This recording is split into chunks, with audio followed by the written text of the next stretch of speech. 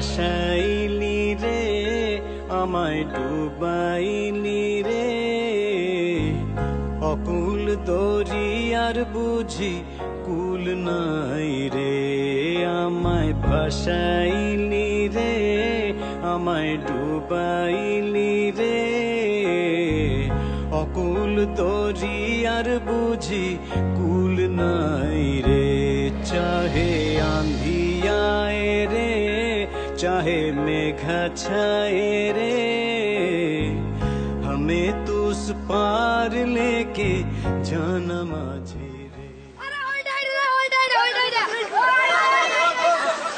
আপনারা দেখেছেন ঢাকা শহরে বিভিন্ন রাস্তায় এখন মাছ চাষ হচ্ছে, কিন্তু আপনারা কি জানেন এই মাছ চাষ শুধু ঢাকা শহরে সীমাবদ্ধ নয়, এই সীমাবদ্ধতা ছাড়িয়ে মফস্বল অঞ্চলে চলে গেছে।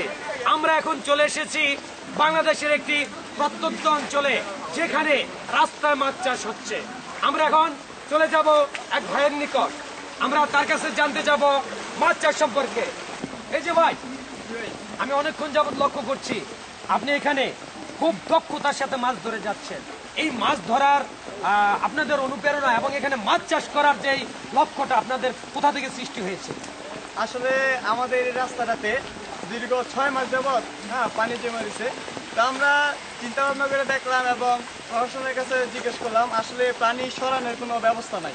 তা আমরা ওইখান থেকেই 6 মাস আগে এখানে মাছের পোনা ছেড়ে দিয়েছিলাম, ওইগুলো বড় হয়েছে, এখন ওইগুলো ধরতেছে। আবার শুনছি আরো 6 মাস নাকি এখানে পানি থাকবেই, কিছু করার নাই, কেউ এই পানি সরানোর কোনো ব্যবস্থা নাই। তো আমরা আজকে মাছ ধরার পর আমরা আবার এখানে পোনা ছেড়ে দিব এবং কি আবার আমরা এই মাছগুলো এখান থেকে ধরে নিয়ে যাব, ওইখান থেকে আর কি আমাদের এই উদ্যোগ। আচ্ছা, এতক্ষণ শুনলাম আপনাদের যে অনুপ্রেরণার কথা। এখন এখানে মাছ চাষ করার সুবিধা এবং অসুবিধা আছে এখানে? অবশ্যই আছে। আমরা যে এখানে মাছ চাষ করছি, আসলে যারা বেকার যুবক ছিল তারা এখন এই রাস্তা দিয়ে যারা সিএনজি চালাতো বা রিক্সা চালাতো তারা এখন এখানে মাছ চাষ করছে এবং এখান থেকে মাছ ধরছে, এখান থেকে আয় করতেছে। এবং আমরা যে মাছে ভাতে বাঙালি, বিদেশিরা আসতে আর এটা ওদের বইপত্র পড়ে জানতে হবে না, আমাদের রাস্তায় আসলেই দেখতে পারবে যে আমরা যে মাছে ভাতে বাঙালি, আমরা যে রাস্তায় মাছ চাষ করছি এবং মাছ এখান থেকে নিয়ে আমরা আয় করছি। এই কারণে আমাদের যারা বেকার যুবক আছে, যারা এই রাস্তায় সিএনজি চালায়, রিক্সা চালায়, এরা এখন ওইসব বাদ দিয়া এখন এখানে সবাই মাছ চাষ করতেছে। চমৎকার উদ্যোগ আপনাদের। বেকারত্ব নয় অভিশাপ, ভ্রান্ত ধারণা যত যাক মুছে যাক। বেকারত্ব ভেবে আমায় করোনা হেলা, যতনে রেখো তোমার পাশে আমাকে সারা বেলা।